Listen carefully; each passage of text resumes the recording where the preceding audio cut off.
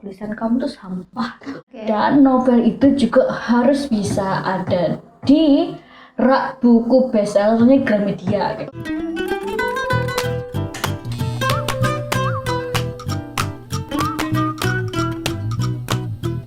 Assalamualaikum, ketemu lagi sama Noizulka di Noise Story Inspirasi Teman Sendiri. Dan kali ini ketemu sama teman sendiri yang namanya adalah Mbak Tika Widya. Hai Mbak Tika Widya.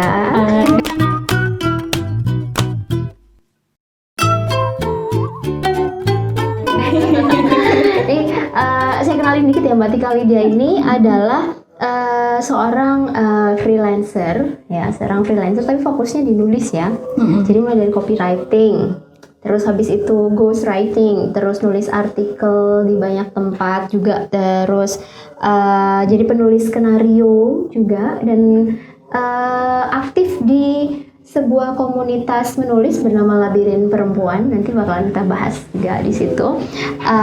Dan sekarang lagi mau bikin podcast cerita anak nih. Iya. Sibuk banget ya Mbak ini, yang satu ini. Kita mulai dulu dari awalnya deh. Emang dari kecil suka nulis apa gimana?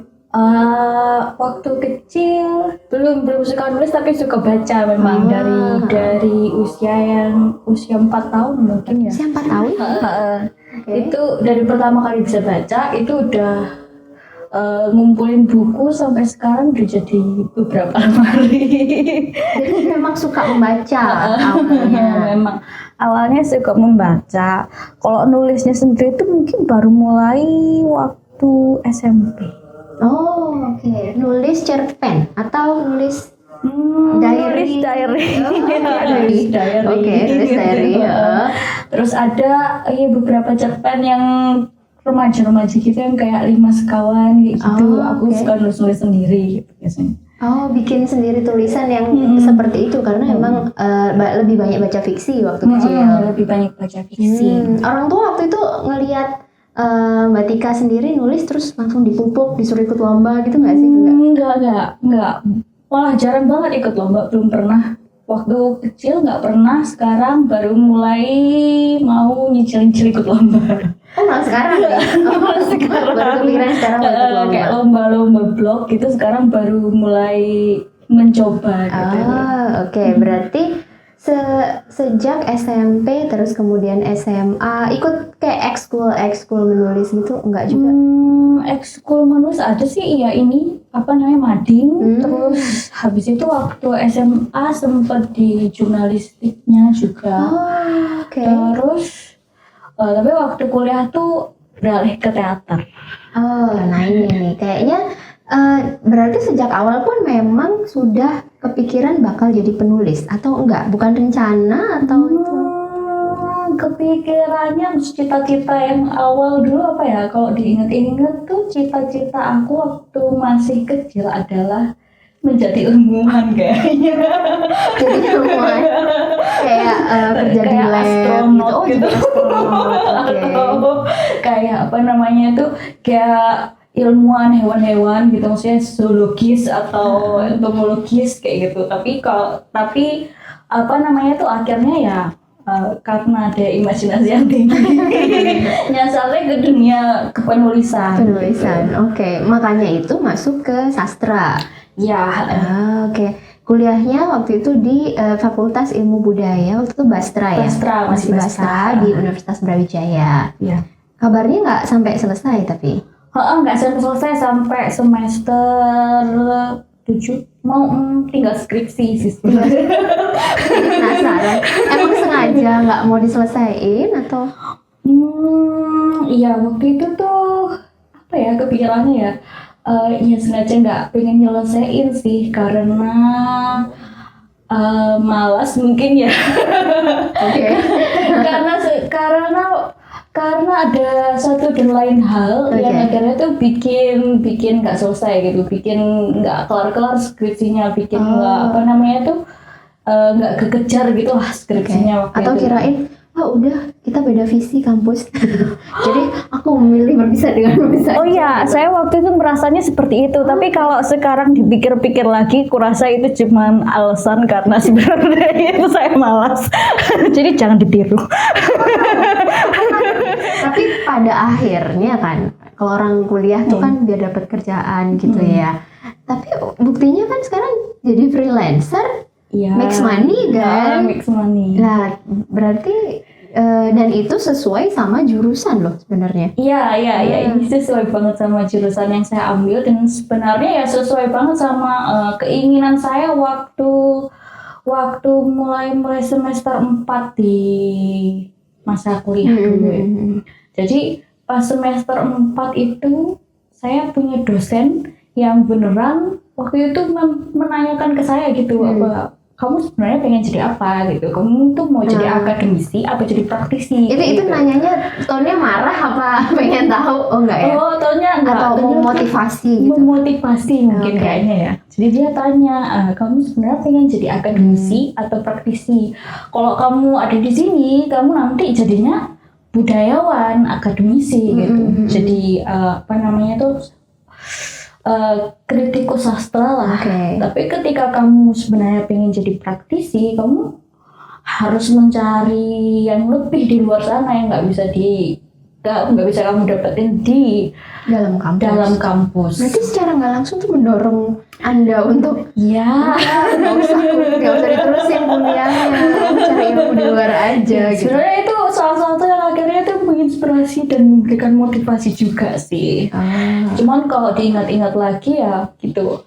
Ya waktu kuliah, waktu akhirnya memutuskan berhenti itu memang aku orangnya sangat idealis dan sangat brutal. Apakah ini karena Anda anak teater? Enggak. Apakah karena karakter kebrutalan itu baru ketemu waktu di teater? Kayaknya dari awal. Kayaknya dari apa namanya tuh dari SMA tuh udah lumayan bisa dibilang rebel lah ya. Jadi aku orangnya memang sulit banget diatur gitu. Sementara kalau ngomongin kuliah, apalagi ngomongin skripsi ya, ngomongin membuat skripsi itu kan pasti kita harus mau diatur, harus sesuai aturan lah, harus sesuai apa namanya tuh kaidah, sesuai keinginan dosen pembimbing juga gitu. Dan kadang itu aku susah gitu ya, susah pada saat itu aku masih susah menerima aturan-aturan yang terlalu mengekang gitu, makanya akhirnya aku memutuskan udah aja deh gitu. Oke. Sebentar, teaternya waktu itu teater apa namanya? Lingkar. Teater Lingkar. Nah, mungkin ada teman-teman di sini teater Lingkar. Seberapa banyak sih teater Lingkar membentuk karakter? Saya masuk ke teater Lingkar itu 2004, menjadi satu-satunya anggota baru teater Lingkar waktu itu. Satu-satunya? Iya, satu-satunya. Ada terus habis itu ketambahan temen sekelasku kan, teman sekelasku aku aja itu ada namanya Ella sama Yanu, jadinya bertiga. Terus apa namanya itu pada saat itu teater Lingkar masih baru banget kan, belum ada kayak diklat dan kayak apa namanya itu inisiasi yang lebih serius ke arah teaternya. Tapi setelah 1 tahun saya di situ, saya kan akhirnya jadi ketua teater Lingkar berikutnya kan. Itu akhirnya saya bikinin ini, saya sempat menggagas diklat pertama ya teater Lingkar. Pada saat itu akhirnya berhasil mendapatkan 12 orang anggota baru untuk menjadi nafas baru gitu. Sampai sekarang akhirnya tuh syukurlah terus berkecimpung di teater Lingkar. Seberapa besar itu membentuk Mbak Tika sebagai seorang penulis gitu, di teater Lingkar?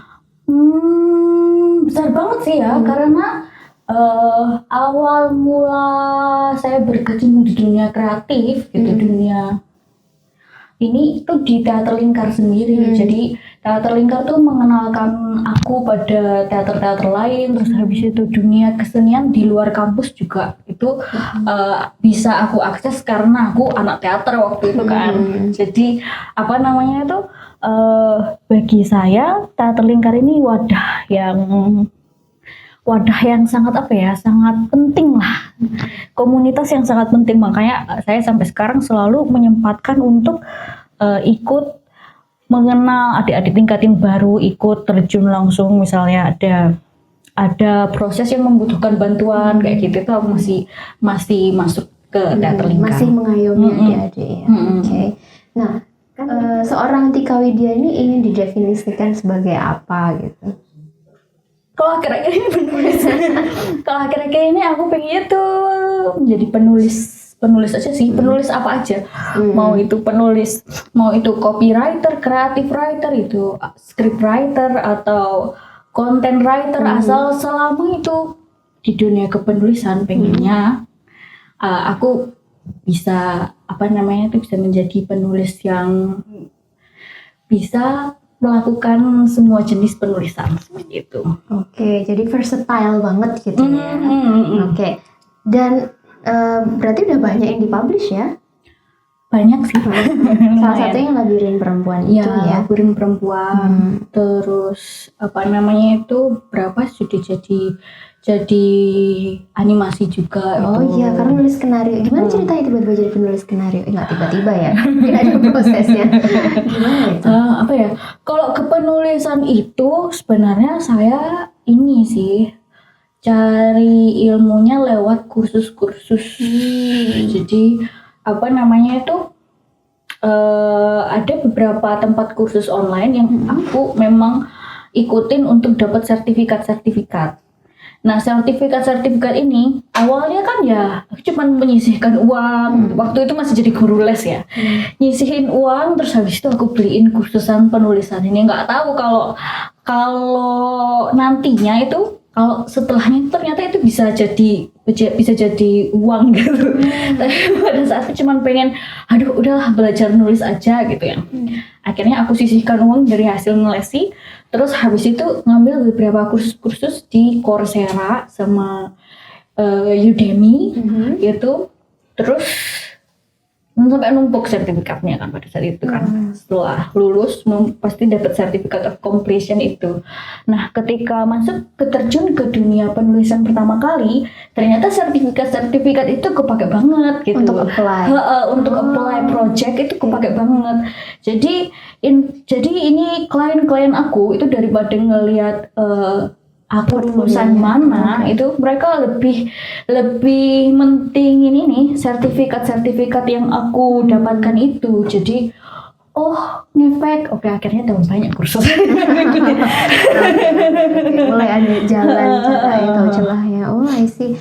Nah, ini menarik ini kuliahnya di drop. Nah, sebenarnya udah tinggal skripsi ya. Itu bukan sekedar itu kan masalah ijazah aja ya itu ya. Ilmunya udah dapet, sudah tuntas ilmunya. Syukurnya udah tuntas sih. Ilmunya sudah tuntas. Tinggal legalitas untuk lulus itu melalui skripsi yang dihempas begitu saja. Tapi kursus-kursus justru, itu kan berarti itu cerdas juga ya. Cari nih kalau secara historis kita runut. Awalnya jadi anak kuliah, terus habis itu aktif di teater, kuliahnya selesai jadi guru les langsung. Iya, aku waktu itu jadi guru les. Sempat kerja di sekolah sih, di sekolah di Lawang itu jadi admin, terus dari situ jadi guru les, terus akhirnya jadi penulis ini. Jadi guru les. Ingat nggak job pertama kali apa tuh waktu itu? Guru les. Enggak, setelah jadi guru les, jadi penulis. Jadi penulis pertama kali tuh aku dapat, dan waktu itu aku sangat gembira dapatnya itu ada platform namanya freelancer.com. Itu platform internasional gitu kan. Kita harus ngebit gitu, mereka posting projectnya apa, kita ngebit. Nah, waktu itu ada seorang bule Australia nih cari orang untuk menuliskan kisah hidupnya, kisah meritnya dia sama istrinya menjadi dongeng anak-anak. Berarti dapat duit dari proyek pertama itu, mulai terbuka pikirannya bisa jadi duit nih nulisnya. Bener. Sebelumnya mungkin enggak ya? Sebelumnya aku belum kepikiran kalau itu bisa jadi suatu bidang pekerjaan. Waktu dapat proyek pertama kali itu pun aku masih aktif ngajar privat anak-anak kayak gitu. Dan nggak melepas ngajar itu. Kalau sekarang setelah pandemi itu juga akhirnya full menulis saja. Oke. Jadi pas orang lagi pandemi, bingung nggak ada kerjaan, justru penulis banyak kerjaan. Benar sekali. Jadi pandemi itu mulai Maret. Maret itu aku pertama kalinya overload pekerjaan nulis. Terus tapi sebenarnya ya, karena udah nulis skenario, itu juga berbayar ya? Iya. Oke, jadi penulis skenario, Nulis artikel juga ya. Di beberapa media. Apa aja itu bisa? Apa ya? Di beberapa, ada pernah nih di IDN. IDN Times tuh. Ada pernah di mana ya? Malang Times. Malang Times ya. Oke. Nah, di antara itu terus ada copywriting juga, ada translating. Mana sih yang paling cuannya paling menarik nih? Cuannya paling menarik itu skenario sama copywriting. Oke. Apakah skenario tadi dapetnya di freelancer juga jadinya? Iya sih, kalau sekarang kan fokusnya di platform yang namanya facebook.com. Di situ biasanya aku sering dapat penulisan skrip, mau itu skenario film pendek atau juga skrip iklan. Itu kalau di aku cuannya paling banyak. Apakah teman-teman setuju? Cuan paling situ. Nah, tapi gimana sih rasanya? Kan itu kayak kerjaan di belakang layar kan nggak sih? Nulis skenario, nggak jadi talentnya gitu kan? Paling kalau di belakang layar tuh yang paling kelihatan paling sutradara, ya orang tahu sutradaranya siapa. Penulis skenarionya siapa tuh kadang-kadang ya sedikit orang yang mencari tahu gitu. Terus nulis artikel juga kayak gitu. Gimana sih rasanya berada di belakang layar gitu? Kalau aku mungkin sangat nyaman ya. Aku tipe yang memang sukanya itu di belakang layar. Makanya kan paling pas emang sama dunia penulisan ini. Soalnya nggak terlalu ketemu orang gitu. Apakah Anda antisosial? Gak terlalu ketemu orang. Iya, aku bisa menghabiskan sekitar 8 jam kerja itu di hadapan komputer saja gitu ya. Walaupun ketemu berhubungan dengan klien biasanya kan via chat atau media sosial aja gitu ya. Bukan antisosial ya, lebih ke apa ya? Loner katanya temanku. Aku langsung bayangin Virginia Woolf gitu ya. Tapi penulis itu dari semua pekerjaan mata pencaharian yang pernah aku coba, itu memang penulis itu adalah pekerjaan yang sangat lonely sangat lonely apa soliter? Iya, sangat kesepian gitu. Enggak kan? Enggak kesepian sih, tapi ketika kita harus nulis selama berjam-jam gitu tuh otomatis menghabiskan waktu dengan diri sendiri dan sepi, nggak berkomunikasi dengan orang lain ketika menulis. Soalnya kita harus fokus gitu ya. Itu cocoknya mungkin buat orang yang loner. Oke. Nyaman tapi berarti ya, walaupun harus tanpa siapapun di sekitar selama berjam-jam gitu. Iya, aku nyaman banget sih. Makanya kalau nulis itu biasanya kalau orang rumah udah tidur. Jadi jam kerjaku itu sekitar jam 9 malam sampai jam 3 pagi. Itu aku muter jam tidur. Biasanya itu jam segini ini aku tidur jam 6 sore. Itu aku nemenin anakku tidur sampai jam 9. Aku tidur.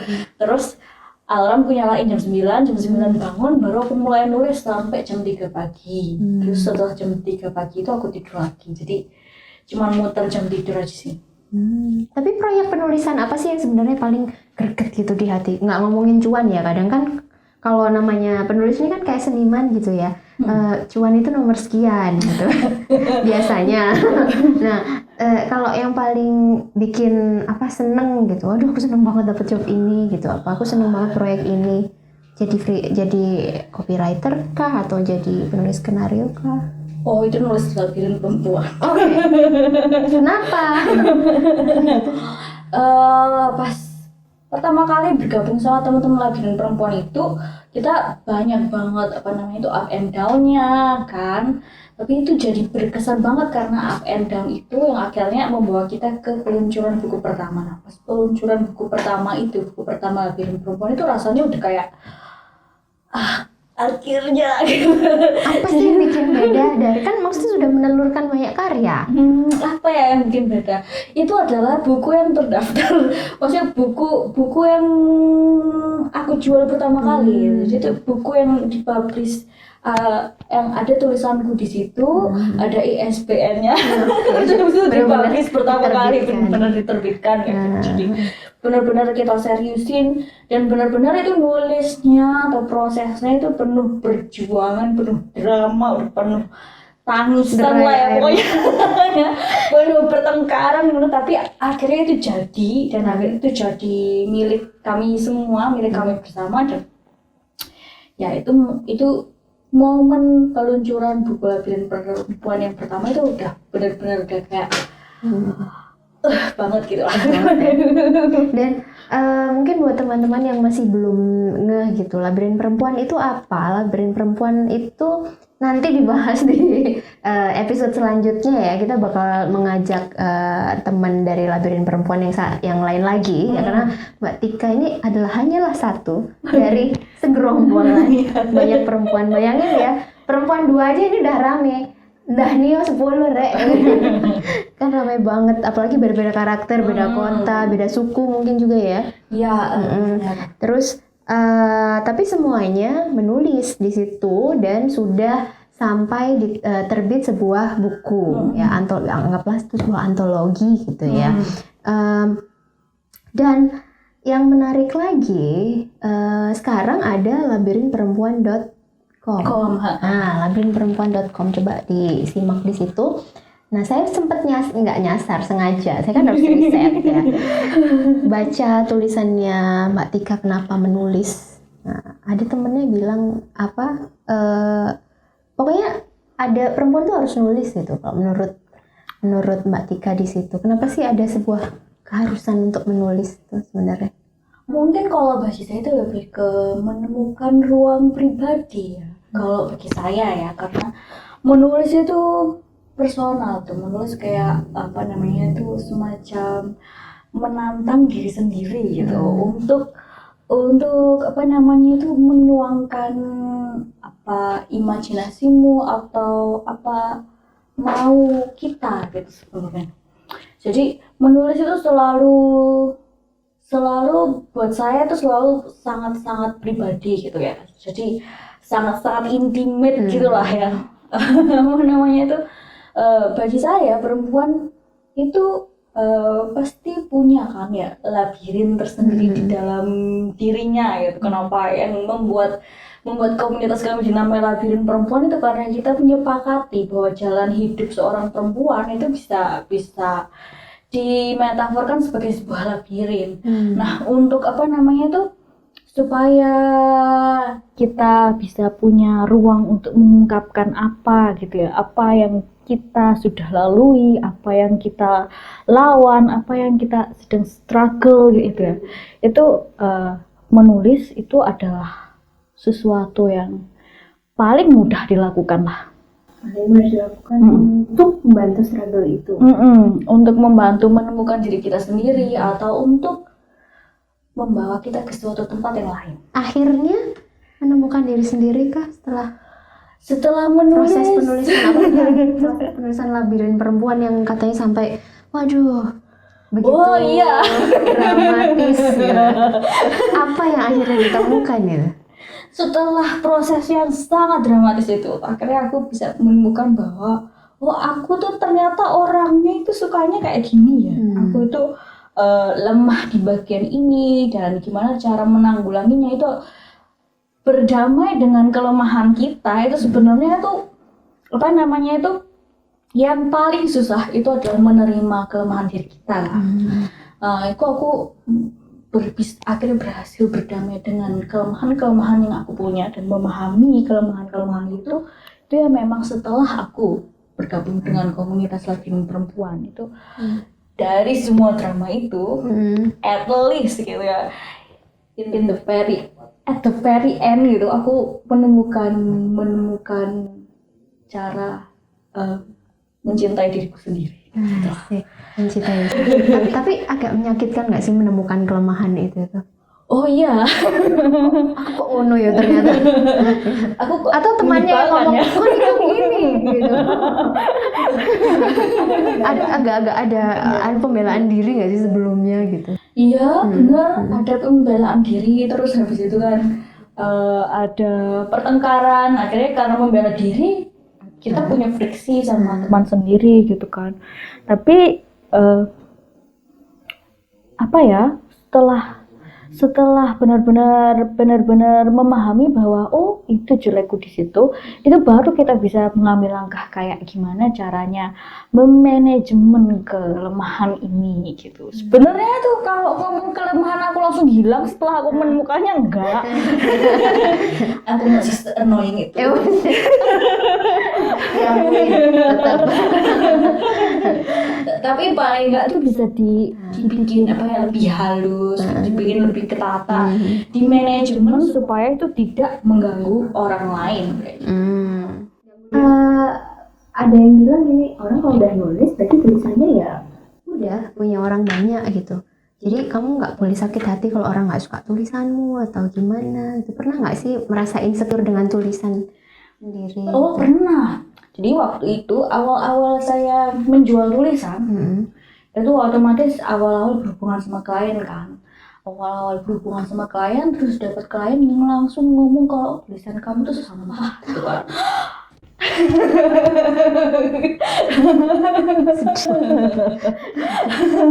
Tulisan kamu tuh sampah gitu. Jadi apa namanya? Nulis apa waktu itu kok bisa dibilang sampah kayak gitu? Nulis apa ya? Artikel di blog biasa. Mungkin tulisanku yang jelek atau orangnya memang lagi sensi gitu. Jadi akhirnya tuh apa namanya tuh keluar lah omongan kayak gitu. Nah, bagi penulis lepas yang barusan awal-awal terjun ke dunia penulisan, terjun jual tulisan gitu ya, itu masih bangga-bangganya aku gitu ya menjadi seorang penulis. Itu sangat menyakitkan tuh, kayak dipukulin orang banyak gitu loh. Sudah aku tuh yang kayak selama semingguan pas itu tuh udah iya drop banget. Tapi apa namanya tuh, kalau memikirkan perkataan satu orang gitu terus, itu ritme kerja kan jadi terganggu. Terus habis itu aku juga nggak sehat kan. Itu tulisannya tuh akhirnya memang nggak jadi dan cancel, job itu akhirnya cancel. Kayaknya bukan karena tulisanku buruk, tapi mungkin karena aku dan kliennya itu tidak cocok aja kerjasamanya. Komunikasinya itu nggak enak dari awal. Jadi apa namanya itu, akhirnya tulisannya terpaksa cancel. Menghadapi itu sebenarnya itu adalah tantangan yang biasanya harus berhasil dilalui oleh penulis-penulis baru gitu. Merasa bahwa orang lain tidak suka pada tulisanmu itu sangat menyakitkan. Itu sangat menyakitkan. Jadi kadang bahkan aku punya kenalan pekerja kesenian juga yang tidak berhasil melewati tahap ini, yang akhirnya tuh dia nggak mau dia nggak mau berhubungan lagi sama klien karena dia nggak mau dikritik, nggak mau nggak mau kayak tadi diperlakukan kayak sampah gitu, nggak mau. Dan akhirnya dia memilih untuk tidak berhubungan dengan klien, pakai agensi aja deh kayak gitu. Jadi kalau di aku sih, ketika mau jadi penulis atau apa aja, menjadi kreator ya, menjadi menyemplung ke dunia kreatif itu harus betah dikritik. Walaupun itu rasanya tuh kayak dipukuli, nggak membangun gitu sebenarnya kritiknya. Iya. Nah, itu subjektif ya, membangun atau enggak ya? Subjektif. banget itu tulisan sampah, tapi dia nggak menjelaskan gitu kan sampahnya di bagian mana, salahnya di bagian mana. Itu kan sebenarnya kurang membangun ya, cuman itu realita yang harus dihadapi pekerja freelance sekarang. Terus apa yang bikin bisa bangkit setelah seminggu Bapak belur itu? Apa namanya itu, drama-drama yang bisa support sistem aku sih sebenarnya. Jadi ada sahabat-sahabat yang mendengarkanku, terus habis itu ada suami yang sangat baik mau mendengarkanku dan mendukungku sampai sekarang.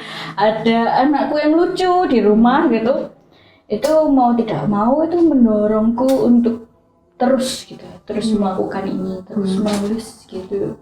Karena apa namanya itu, suamiku malah sempat bilang bahwa yo kamu pasnya di situ gitu, kamu harusnya nggak menyerah dong dengan satu kali kritikan kayak gitu aja. Kamu sebelumnya sudah pernah mendapatkan ini kok, mungkin yang ini nggak cocok, atau mungkin apa namanya itu chemistry antara kamu sama kliennya aja yang udah berantakan dari awal kayak gitu.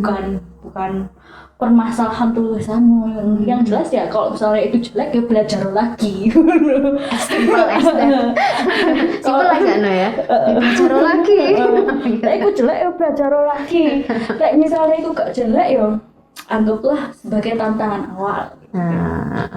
Penggemblengan mental gitu. Penggemblengan mental. Kalau pas nulis sendiri, istilahnya kalau di Labirin Perempuan kan tanpa pesanan ya, tanpa order, itu menulis bebas gitu kan. Itu nggak ada friksi di konten kan harusnya? Seharusnya ya nggak ada, tapi beberapa waktu ini memang lumayan keras pada diriku sendiri sih. Jadi ternyata editornya diri sendiri. yang harus dilawan itu adalah diriku sendiri. Gitu.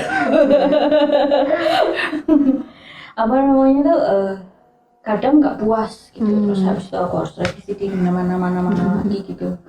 Kadang setelah aku tunjukin ke orang ternyata orangnya kok gitu sih, gitu aku langsung insecure sendiri gitu. Self insecure. Berarti yaitu balik tadi, passionnya yang paling greget gitu ya, yang paling menyenangkan itu adalah menulis untuk Labirin Perempuan. Karena bisa jadi diri sendiri ya. Kalau yang namanya kalau penulis lepas untuk pesanan klien ya nggak bisa diri sendiri tuh. Soalnya kan by order. By order. Oke. Bukan proyek ya, angen-angen gitu. Suatu saat nanti aku harus nulis ini. Apa itu? Kira-kira apa? Ada. Apa namanya itu? Tapi nanti kalau ngomong jadi bocoran dong. Ngomong cita-citamu 10 tahun nggak usah spesifik deh proyeknya apa, nggak tahu apa film maupun Novel sih yang aku kejar saat ini adalah sebuah novel yang idenya tuh plotnya udah ada, sudah aku godok. Sebenarnya plot ini tuh ketemu waktu nulis Labirin Perempuan buku kedua. Jadi kan sekarang masih proses kan.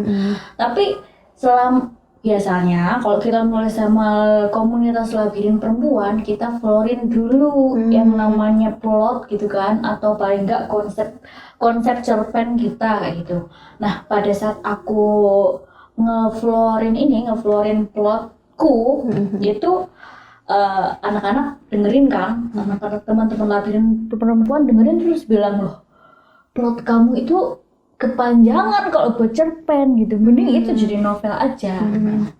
Ketika 10 temanku ini mendengarkan itu dan ngotot-ngotot bahwa itu harus jadi novel, itu tiba-tiba membuatku termotivasi untuk menuliskan plot ini memang menjadi sebuah novel bentuknya ya. Pengennya ya, jadi cita-citanya itu adalah novel ini aku harus bikin satu novel yang bisa nembus penerbit mayor. Dan novel itu juga harus bisa ada di rak buku bestsellernya Gramedia gitu. Semoga itu terjadi suatu saat nanti ya. Kita doakan. Pokoknya ntar kalau udah jadi penulis masih mau diajak ke sini aja, masih mau diinterview Jelas di mau.